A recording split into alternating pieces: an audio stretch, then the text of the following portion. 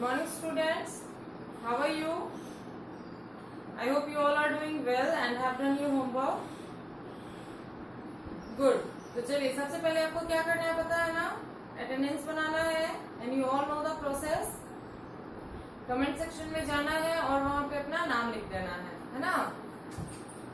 अगर आपसे नहीं होता है तो अपने पेरेंट्स को बोलिए, वो आपका अटेंडेंस बना देंगे. ठीक है, चलिए तो सबसे पहले ये काम कर लीजिए, फिर हम लोग आज की क्लास स्टार्ट करेंगे. ओके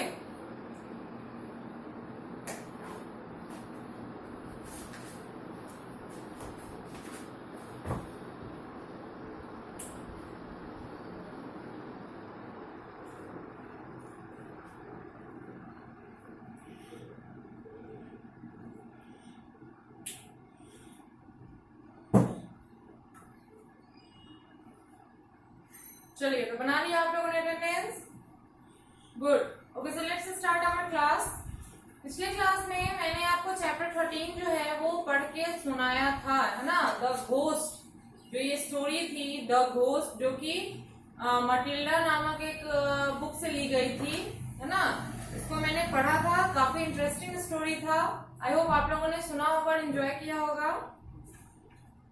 तो आज हम इसका जो एक्सरसाइज है उसे बनाने वाले हैं. ठीक है, तो बुक निकाल लीजिए, पेज नंबर है 119 और साथ में पेंसिल इरेजर भी रख लीजिए और इसे हम बनाते हैं. ओके चलिए, तो पहला है circle the correct words in this sentences. जो कि इसमें क्या करना है कि जो सही सेंटेंस है, मतलब कि ऑप्शन आपको दो दिया हुआ है, जो बुक के हिसाब से मतलब कहानी के हिसाब से जो सही सेंटेंस आपको लगता है उसको क्या करना है, सर्किल करना है. ठीक है, तो जैसे पहला है Matilda is a little dash girl. Dash में आपको नॉटी या हैप्पी दोनों में से एक चूज करना है, नॉटी और हैप्पी गर्ल. तो आपको कहानी में मैंने बताया था कि मटिल्डा जो थी वो काफी शरारती लड़की थी, है ना. उसे प्रैंक करना अपने घर वालों के साथ बहुत पसंद था. तो यहाँ पे हम क्या लिखेंगे, नॉटी गर्ल, है ना. चलिए बनाते हैं इसको.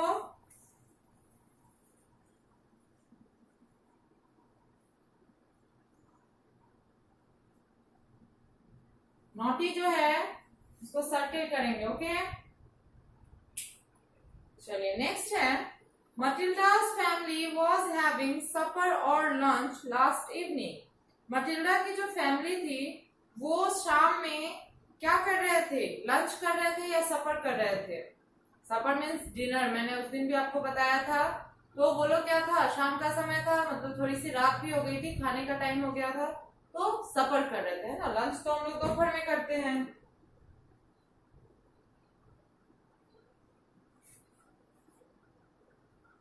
चलिए नेक्स्ट है the mother thought the burglars और robbers were in the dining room. कह रहा है इसमें कि माँ ने सोचा कि डाइनिंग रूम में बर्गलर्स हैं या रॉबर्स हैं, कौन है. दोनों का मीनिंग सेम ही होता है, लेकिन बुक के हिसाब से आपको वहां पे देखना है कि क्या लिखा हुआ है ना. बर्गलर्स मतलब कि चोर या डकैती होता है और रॉबर्स मीन्स भी डकैत ही होगा. तो बुक में है आपका बर्गलर्स. ठीक है, तो आप लोग यहाँ पे किसको सर्किल करेंगे,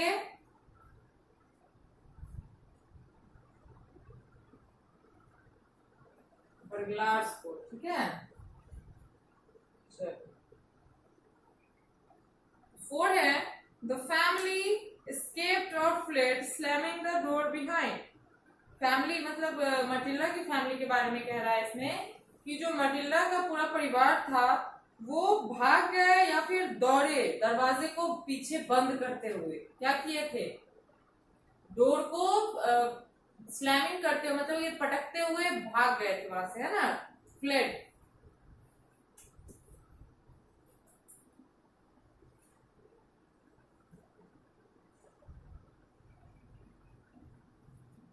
चलिए 5 है Matilda was a pretty good actor और एक्ट्रेस. मटिल्डा जो है वो काफी अच्छी क्या थी, एक्टर या एक्ट्रेस. आपको जेंडर मैंने पढ़ाया है, आप खुद बता सकते हैं. मटिल्डा जो है वो एक लड़की का नाम है ना. तो लड़की में क्या होगा, एक्ट्रेस होगा, है ना. एक्टर तो लड़का के लिए होगा.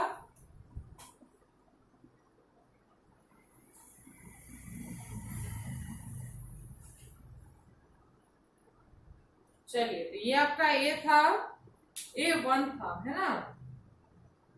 A2 आंसर दिस क्वेश्चन जो है वो हम बाद में करेंगे, पहले और भी एक्सरसाइज जो है उसको देखते हैं। A3 जो है उसमें कह रहा है कि look at these pictures, write the name of the person who took this to the dining room.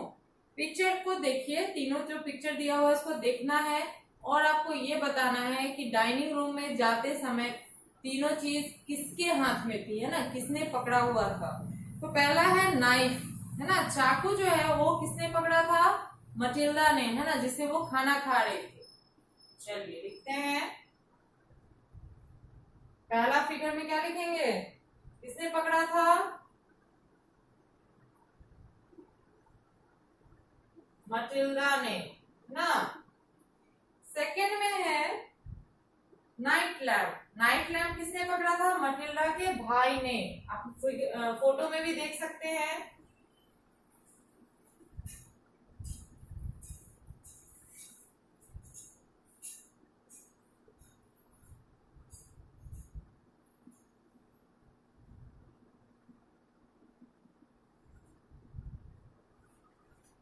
चलिए, थर्ड है आपका, फायर प्लेस के पास से जो डंडा उठाया था वो किसने उठाया था, फायर प्लेस के पास से पोकर वाला डंडा जो है उसकी माँ ने उठाया था, है ना, मटिल्डा की माँ।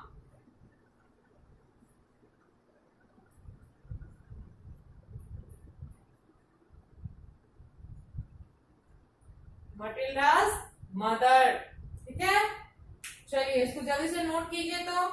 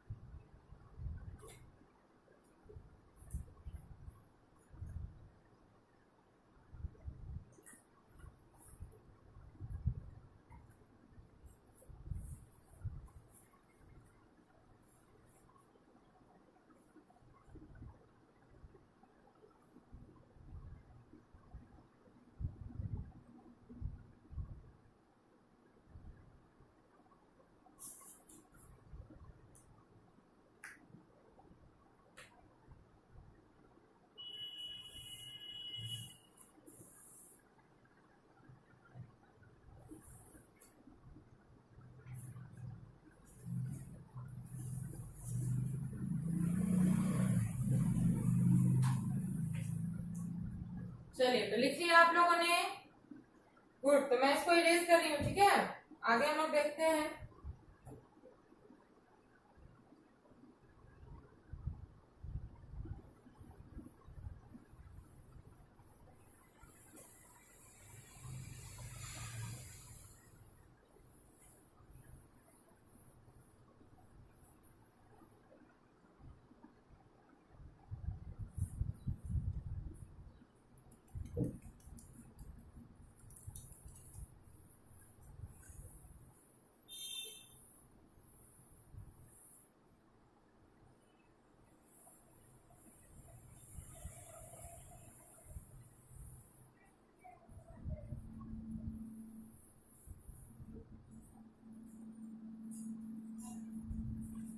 चलिए, इसका जो क्वेश्चन आंसर है वो मैं आपको अगले दिन करवाऊंगी, ठीक है। फिलहाल हम लोग आगे देखते हैं। आगे है वर्ड वाइज, है ना। इसमें क्या करना है देखते हैं। Matilda was a naughty girl. The word naughty is a describing word or adjective. मैंने आपको ग्रामर में एडजेक्टिव पढ़ाया है ना, जो नाउन और प्रोनाउन के बारे में डिस्क्राइब करता है उसे ही एडजेक्टिव कहते हैं, है ना। तो यहाँ पे Matilda was a naughty girl, यहाँ पे नॉटी जो है वो क्या है, एडजेक्टिव है, क्योंकि ये किसके बारे में डिस्क्राइब कर रहा है? मटिल्डा के बारे में, जो कि मटिल्डा नाम है, मतलब नाउन है। तो क्या बता रहा है कि मटिल्डा जो है वो एक नटखट लड़की थी। दैट मीन्स मटिल्डा नाउन हो गया और नॉटी जो है एडजेक्टिव हो गया। ठीक है, तो उसी तरीके से आपको और भी आगे बनाना है कि choose the correct adjective for each of these sentences. 5 sentence आपको यहाँ पे दिया हुआ है, आपको ऑप्शंस दिए गए हैं, सब सारे के सारे क्या एडजेक्टिव ही हैं, लेकिन एग्जैक्ट इसमें कौन सा एडजेक्टिव आएगा वो आपको सोचना है। ठीक है, जैसे पहला है elephants have very dash Trunks, है ना। एलिफेंट के पास बड़े से सूंड होते हैं, है ना। वेरी डैश ट्रंक्स, बड़े कौन सा सूंड होता है? तो लॉन्ग, ट्विस्टेड, रफ, है ना। लंबे, घुमावदार या खुरदुरे कैसे होते हैं? लॉन्ग ही हो गए ना, मतलब लंबे होते हैं सूंड। तो यहाँ पे क्या हो जाएगा? P1 में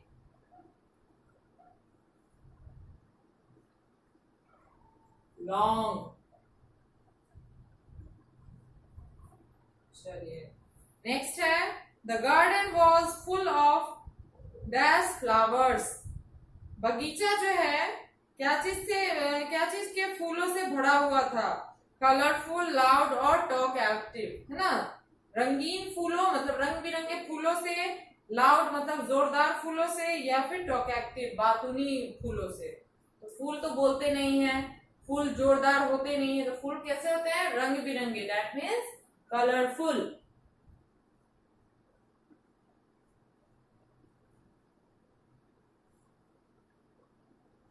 अभी मैंने बताया ना आपको कि सारे के सारे ऑप्शंस जो है एडजेक्टिव ही हैं, आपको सही एडजेक्टिव चुनना है सेंटेंस के हिसाब से।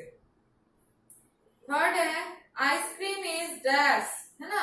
आइसक्रीम जो होता है वो कैसा होता है? बिटर, कोल्ड और सावर, है ना। तीखा, ठंडा या फिर खट्टा।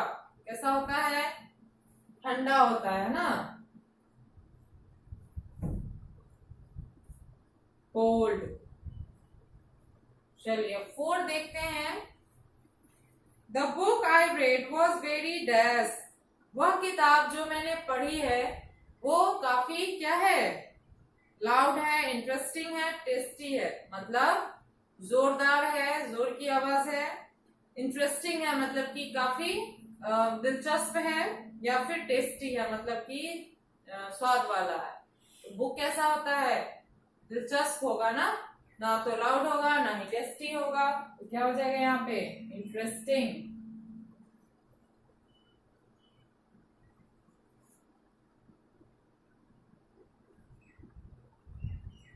चलिए नेक्स्ट आपको है Isha's brother is dash then हर। ईशा का जो भाई है वह उससे क्या है? मोर शॉर्ट, शॉर्टर और शॉर्ट, है ना। उससे अधिक छोटा, सॉरी सबसे छोटा, उससे अधिक छोटा या छोटा। क्या होगा? शॉर्टर देन हर, है ना, उससे छोटा।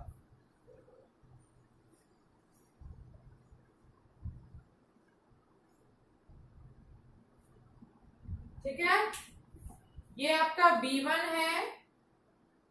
पहले B1 नोट कर लीजिए, फिर आपको मैं B2 भी बताऊंगी। ठीक है, चलिए जल्दी नोट कीजिए।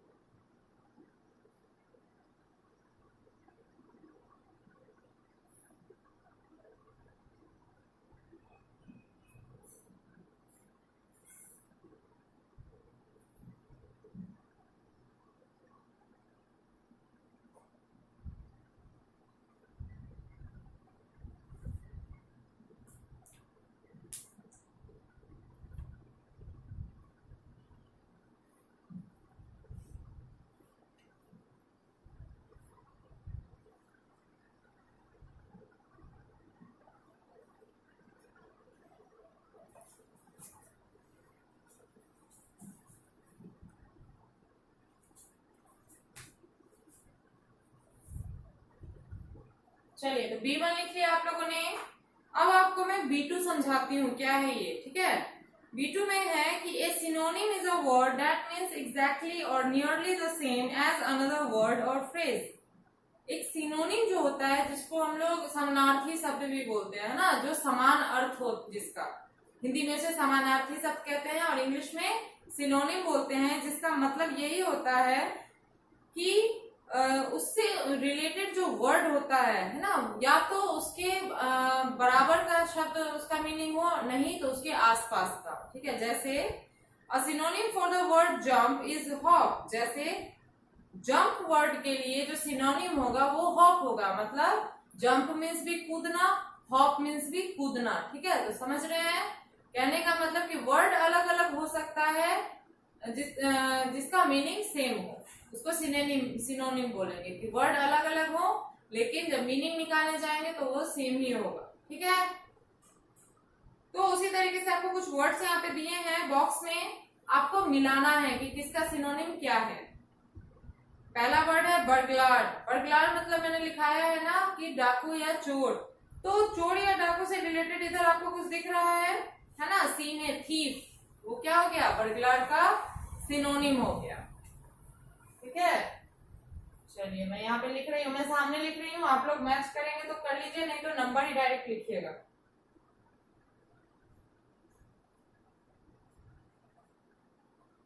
बर्गलार का क्या बताया मैंने, थीफ, बी स्मॉल ही रखते हैं, यहाँ पे दिया हुआ है। सेकंड है आपका सफर। सफर मीन्स मैंने अभी तुरंत बताया है कि रात के भोजन को कहते हैं, और उसका दूसरा नाम क्या है, डिनर। ये दोनों क्या हो गया, सिनोनिम हो गया एक दूसरे का। थर्ड है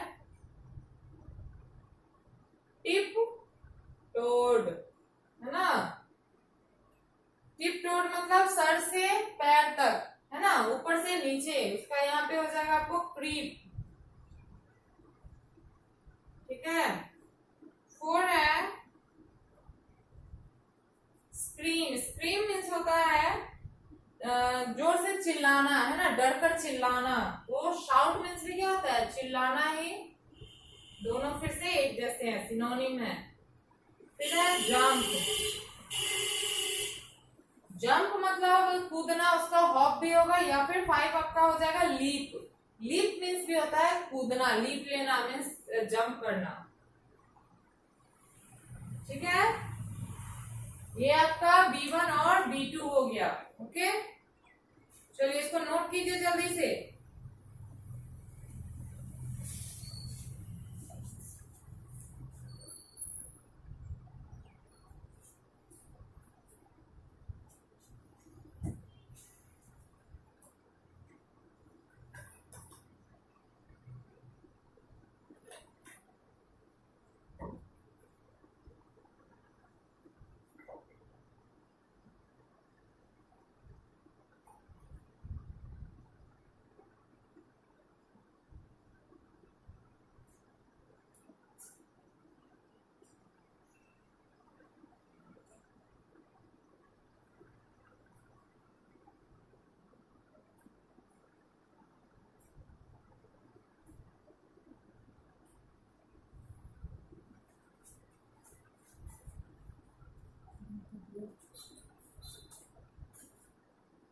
चलिए लिख लिया आप लोगों ने, वेरी गुड।